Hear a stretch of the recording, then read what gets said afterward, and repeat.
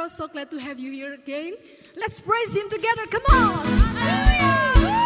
Hallelujah. Hallelujah.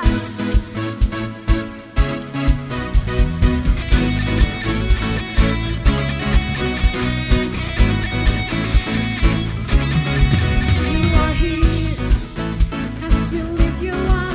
You are riding on our praise, being thrown over everything.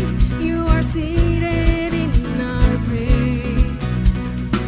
This is prophetic, I can feel it in the air. We'll lift our praise and you change the atmosphere. With hearts open now, everybody sing it out. Oh, oh, oh. Turn it up, this sound of praise. Make it louder than any other. Lift Him up and shout His name over all. As we praise, I can feel a change as your presence now invades. Hear the sound, all the broken chains, present doors are giving way. This is prophetic, I can feel it in the air. We lift our praise and you change the atmosphere. With hearts open now, everybody sing it out. I am free. Turn it up, this sound of praise. Make it louder than any other. Lift Him up and shout His name over all. Turn it up, this sound of praise. Make it louder than any other. Lift Him up and shout His name over all. Oh, hallelujah. Your praise goes up, your rain comes down. Our praise goes up, your rain comes down. We believe and we sing it. Our praise goes up, your rain comes The rain of down. blessings, the rain Our of praise healing. goes up, Oh, your rain comes down. with shouts of praise, We celebrate the King of Glory enter reign. You are riding on our praise, oh Lord. Turn it up, this sound of praise. Make it louder than any other. Lift Him up and shout His name over all. Turn it up, this sound of praise. Make it louder than any other. Lift Him up and shout His name over all.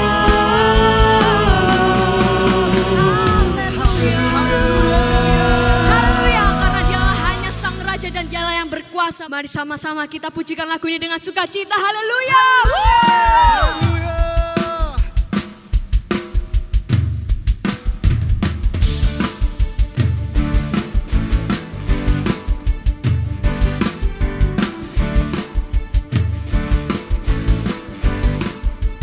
Mari sama-sama nyanyikan.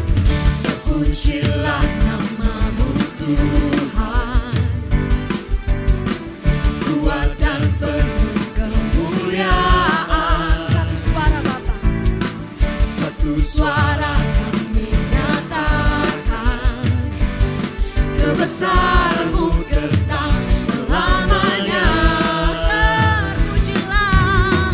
Terpujilah namamu Tuhan, ajaib dan penuh keagungan. Satu hati kami nyatakan, kerajaan-Mu kekal selamanya.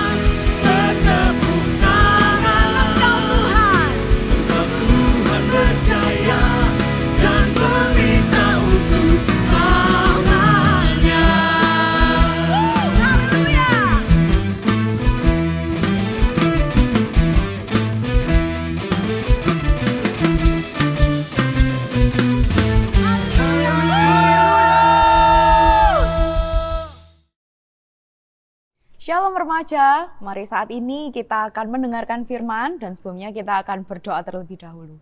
Kami mengucap syukur Tuhan untuk kesempatan hari ini kami boleh ada dan saat ini Bapa kami mau mendengarkan firman-Mu. Tuhan, kami mau membuka hati kami dan biarlah firman yang ditabur ini Tuhan boleh menjadi benih yang hidup dalam kehidupan kami. Terpujilah nama-Mu Bapa, hanya di dalam nama Tuhan Yesus. Haleluya. Amin. Nah, saat ini kita akan belajar mengenai apa sih ketaatan itu gitu kan. Selama ini kan kita belajar, sudah diajari juga banyak firman yang mengajarkan tentang ketaatan gitu ya. Kalau berbicara mengenai ketaatan, satu tokoh Alkitab yang benar-benar bisa kita ambil contohnya adalah dari Abraham. Banyak hal yang telah Abraham kerjakan yang benar-benar menunjukkan bahwa dia adalah pribadi yang taat. Ketika Tuhan meminta dia untuk meninggalkan kota yang ia diami, tanpa Tuhan ngasih tahu kamu harus kemana gitu kan. Secara manusia, kalau kita jadi Abraham nih ya, kalau saya jadi Abraham, tiba-tiba disuruh Tuhan gitu terus, pergi yo kemana? Pergilah meninggalkan Mojokerto gitu ya. Setelah itu, nggak dikasih tahu kemana, saya pasti akan berpikir berkali-kali. Sama seperti manusia normalnya gitu. Tapi Abraham melakukannya dengan taat. Dia mau melakukan apa yang Tuhan kehendaki dalam kehidupannya. Contoh lain, ketaatan yang dikerjakan Abraham adalah ketika Tuhan berkata gitu ya, keturunanmu itu akan sebanyak bintang di langit. Akan sebanyak pasir di tepi laut. Tapi sampai usianya tua pun, dia masih belum melihat seorang anak aja masih nggak ada gitu kan. Tapi akhirnya Tuhan kasih Ishak gitu. Cuman dalam masa penantiannya, dia itu tetap memilih untuk taat kepada Tuhan dan memegang janji Allah.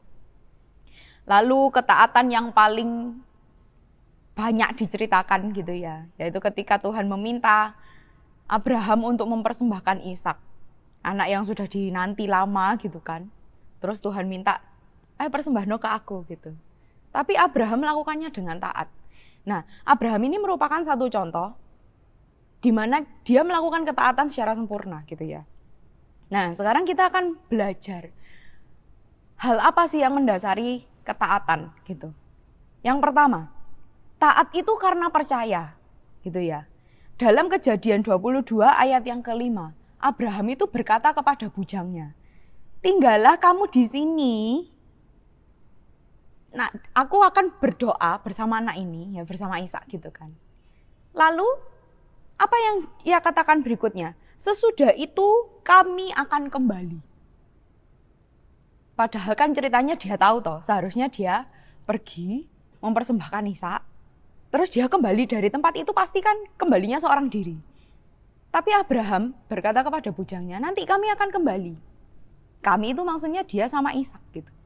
Nah, Abraham ini benar-benar percaya, dia itu benar-benar paham bahwa Allah ini bukan pribadi yang kejam yang mau membunuh anaknya gitu kan.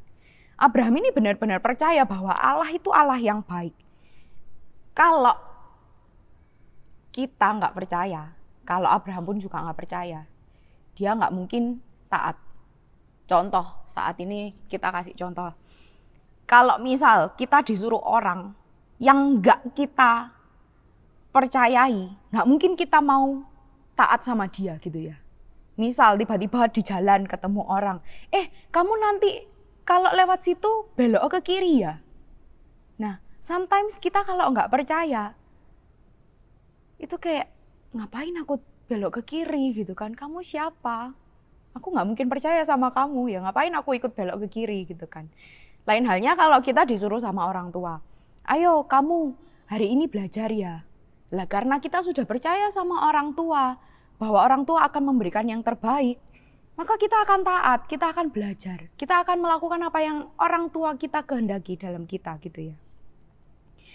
Dalam Yohanes 3 ayat 36, dikatakan gini, barang siapa percaya kepada anak, ia beroleh hidup yang kekal. Tetapi barang siapa tidak taat kepada anak, ia tidak akan melihat hidup, melainkan murka Allah tetap ada di atasnya. Nah, dari ayat ini kita bisa belajar, tidak mungkin seseorang itu mengaku percaya kepada Allah, tapi ia nggak taat sama Allah. Jadi nggak mungkin kita ngomong, oh aku percaya seutuhnya sama Tuhan. Tapi sometimes ketika firman Tuhan nyuruh apa, kita nggak mau taat, bodo amat lah gitu. Nggak mungkin. Itu bukan hal yang sinkron gitu loh. Jadi contohnya misal gini, ketika firman Tuhan bilang, jangan khawatir. Firman Tuhan berkata jelas kita tidak boleh khawatir.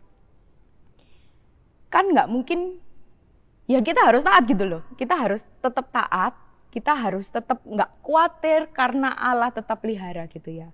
Contohnya di akhir-akhir ini gitu ya, banyak-banyak broadcast WA yang kita terima gitu, yang memunculkan banyak kekhawatiran dalam kehidupan kita gitu loh. Contohnya mungkin ya virus ini, virus COVID atau segala macam.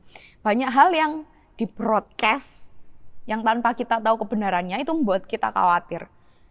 Tapi ketika kita percaya sama Allah, oh iya, Tuhan memegang kehidupanku. Aku percaya sama Tuhan.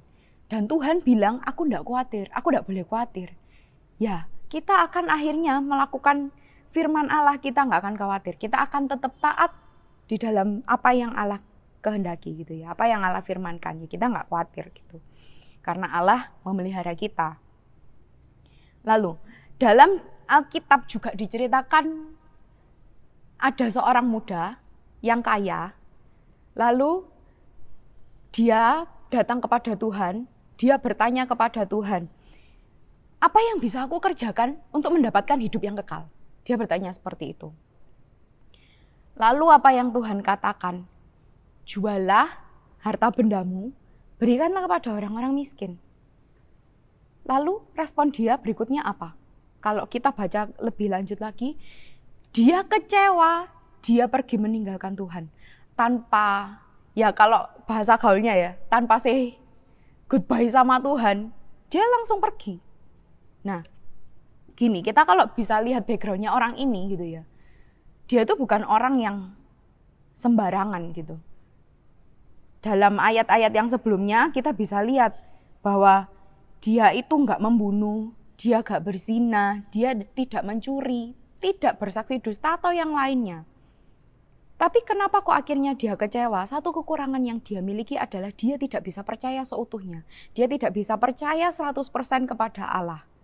Makanya dia tidak taat kepada Tuhan ketika Tuhan meminta dia untuk menjual harta bendanya semuanya dan memberikannya ke orang miskin gitu.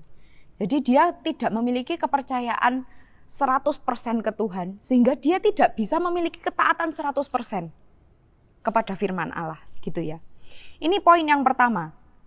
Taat itu karena percaya. Poin yang kedua. Taat itu karena mengasihi. Mari saat ini kita buka di Yohanes 14 ayat 23.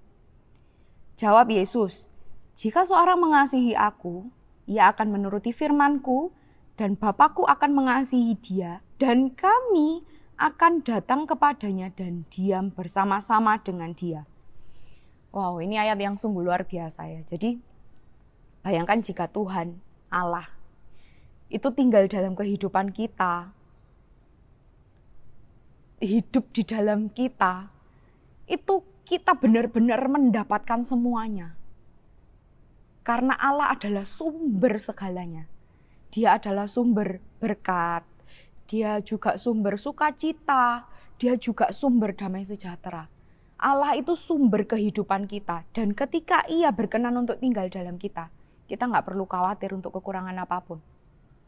Contoh gini, ini pengalaman pribadi. Jadi ketika kita pernah disakiti oleh orang dan Tuhan meminta untuk mengampuni orang itu, secara manusia kalau kita nggak taat, kita akan memutuskan untuk ya ngapain aku mengampuni orang itu?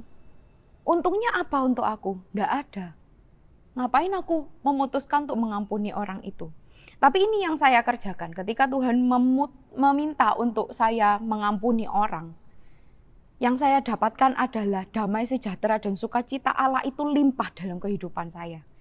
Jadi jangan pernah khawatir ketika kalian melakukan firman Allah taat akan kehendak Allah, terus kalian kekurangan atau dirugikan, itu nggak akan pernah terjadi. Karena Allah tinggal dalam kita, dan Ia menghidupkan kita, mencurahkan semuanya bagi kita.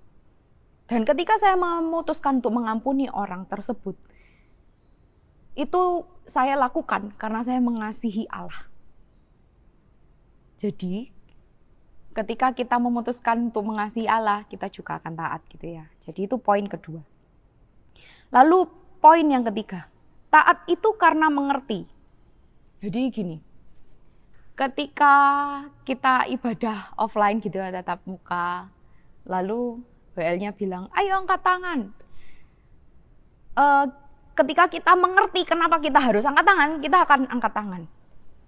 Kan nggak mungkin kita angkat tangan terus ditanya teman sebelahnya, ngapain kamu angkat tangan? Nggak roh dikongkon WL kan ya nggak mungkin. Gitu ya. Jadi ketika kita menyembah Tuhan pun, kita melakukannya karena kita mengerti gitu. Contoh dari Abraham. Mengapa sih Abraham itu mau mempersembahkan Ishak? Ya karena Abraham mengerti ketika Tuhan berjanji kepada dia bahwa keturunannya akan sangat banyak seperti pasir di tepi laut. Ya Allah yang sama itu Allah yang tidak pernah mengingkari janji dalam kehidupan dia gitu. Abraham mengerti betul apa yang Allah kerjakan dalam kehidupannya adalah hal yang sangat baik dalam kehidupan dia. Jadi dia tahu pasti bahwa Allah adalah Allah yang baik. Dia mengerti Allah itu Allah yang baik. Makanya dia mau taat gitu ya. Lalu poin yang berikutnya. Taat itu karena menjadi berkat. Nah, mari kita buka di 2 Korintus 9 ayat 13. Saya akan bacakan. Dan oleh sebab kamu telah tahan uji dalam pelayanan itu, mereka memuliakan Allah karena ketaatan kamu dalam pengakuan akan Injil Kristus dan karena kemurahan hatimu dalam membagikan segala sesuatu dengan mereka dan dengan semua orang. Ya, kita itu hidup bukan untuk hidup kita sendiri, gitu ya. Jadi kita itu juga diutus untuk menjadi terang. Kita diutus untuk menjadi berkat bagi orang lain, gitu ya. Kalau semisal kita nggak taat, lalu bagaimana kita bisa menjadi berkat bagi sesama kita, gitu ya. Contohnya lah, misal kalau kita memuji Tuhan, kita lompat-lompat, tapi ya nyontek tetap jalan terus. Pertanyaannya, apakah itu bisa menjadi terang bagi orang lain? Apakah itu bisa menjadi berkat untuk sesama kita? Ya bukan berarti terus setelah itu kalian, oh ya nek gitu, aku tetap nyontek, terus habis gitu, kalau menyembah Tuhan ya wes aku nggak akan se-excited biasanya. Ya nggak gitu. Yang ingin Tuhan kerjakan adalah kita menjadi penyembah yang benar. Kita harus menjadi berkat bagi semua orang. Ya kita akan tinggalkan semua yang bukan menjadi kehendak Allah. Kita akan tetap berjalan sesuai dengan apa yang Allah kehendaki dalam kehidupan kita gitu ya. Lalu, terakhir ya, bagaimana kita bisa taat gitu ya. Ya nggak ada pilihan lain, kita harus tetap taat sama firman Allah, kita harus tetap rajin membaca firman, kita harus memiliki hubungan intim sama Tuhan, sehingga kita mengerti apa yang Allah kehendaki dalam kehidupan kita, dan apa yang harus kita taati dalam kehidupan kita. Jadi kita harus memiliki hubungan yang benar-benar intim dengan Tuhan, gitu ya. Sehingga kita bisa mengenal, kita bisa mengerti apa yang Allah ingini, gitu ya. Lalu yang berikutnya pasti ketika kita melakukan ketaatan, kita juga harus meninggalkan ego kita. Kita harus menanggalkan segala kedagingan kita. Karena jika kita tetap berpegang teguh sama kedagingan kita nggak mungkin bisa taat 100% sama apa yang Allah inginkan gitu. Jadi mari saat ini kita menjadi pribadi yang taat, menjadi pribadi yang benar-benar boleh menyukakan hati Tuhan. Itu aja firman hari ini, dan mari saat ini kita berdoa. Kami mengucap syukur Tuhan untuk firman yang telah kami dengar ini. Kami percaya Tuhan ketika firman ini boleh hidup dalam kehidupan kami boleh menjadi pribadi yang taat akan Kau Bapa. Pimpin langkah kami Roh Kudus sehingga kami boleh benar-benar menyukakan hati-Mu. Terpujilah nama-Mu Bapa, hanya di dalam nama Tuhan Yesus. Haleluya. Amin. See you on the next episode. Goodbye. Shalom Eros, terima kasih sudah bergabung beribadah bersama kami. Kalian dapat memberikan persembahan dengan scan QR Code di samping saya ini. Terima kasih, Tuhan Yesus memberkati.